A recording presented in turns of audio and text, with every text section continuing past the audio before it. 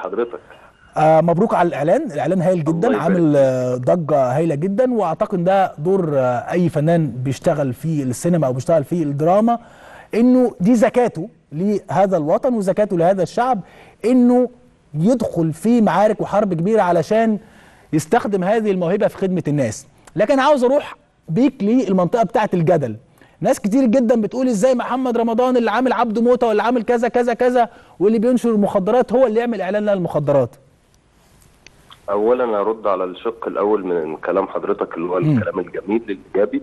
ده اقل واجب تجاه بلدي واقل واجب من اي شخص مصري اتربى على ارض عظيمه. احنا بنحمد ربنا ان احنا في بطاقتنا مكتوب مصريين، فده اقل واجب انا ممكن اقدمه تجاه بلدي.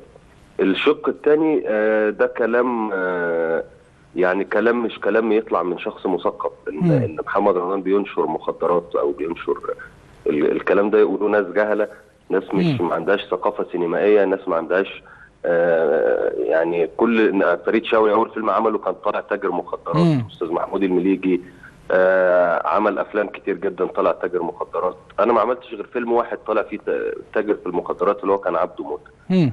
شد اجزاء طالع ضابط شرطه ابن حلال ولد نقاش باحثا عن قوت يومه وشبه يعني ملايين المصريين البسطاء.